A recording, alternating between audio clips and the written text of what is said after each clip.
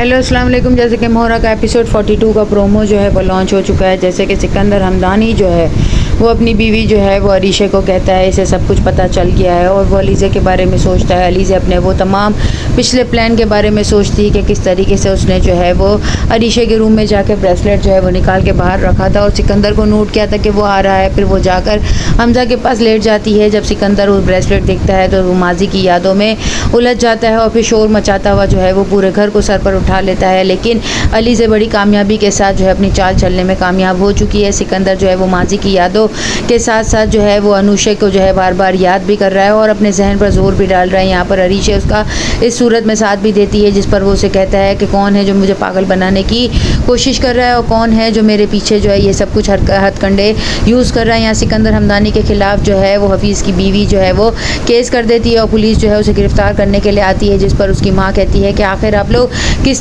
सब बिना पर जो है मेरे बेटे को गिरफ्तार करना चाहते हैं। फरीद साहब और हमज़ा दोनों ऑफिस से घर आ जाते हैं, सिकंदर को वहीं ऑफिस में छोड़ आते हैं। सिकंदर के बंदे जो है वो अभी भी जो है अलीज़ा का पीछे कर रहे होते हैं। वो फ़ौरन ही हमज़ा को कॉल कर लेती है और हमज़ा जो है उसे घर पर बुला लेता है जिसकी वजह से उसकी जान बच जाती है। सिकंदर अपने बंदों को डांटते हुए कहता है तुम लोगों से एक काम भी अच्छे तरीके से नहीं होता, क्या करा तुम लोगों ने, वो सारा सिरा तुम लोग उसको देकर आ गए। जो है वो अलीज़ा की सांसें जो है वो खींच लेना चाहता है जिस पर अरीशा उसे रोकती है और कहती है ऐसी कोई हरकत मत करना जिससे तुम हमेशा के लिए फंस जाओ। यहाँ पर वो हमज़ा के साथ डिनर पर आती है लेकिन जब इसकी नज़र सिकंदर पर पड़ती है कि वो किसी लड़की के साथ बैठा हुआ है तो वो उसका रास्ता रोक लेती है। वहाँ से खड़े होकर वो जाती है, वो किसी लड़की का हाथ पकड़कर ज़बरदस्ती उसे लेकर जा रहा होता है जिस पर वो कहती है इसका हाथ छोड़ो। जब वो हाथ छोड़ देता है उसके बाद उस लड़की को कहती है तुम लोगों को अपनी इज्जत की बिल्कुल भी परवाह नहीं होती, फिर तुम लोगों के वालिदैन परेशान होते हैं और सर पकड़ कर रोते हैं। जिस पर वो कहती है मैं क्या करूँ, मैं तुझसे मिलना चाहती ही नहीं थी, मैं आज जिससे दो टोक बात करने वाली थी कि या तो मुझसे शादी करे या मेरी वीडियोस को डिलीट करे। जिस पर अलीज़ा सर पीट लेती है और कहती है कि तुम्हारी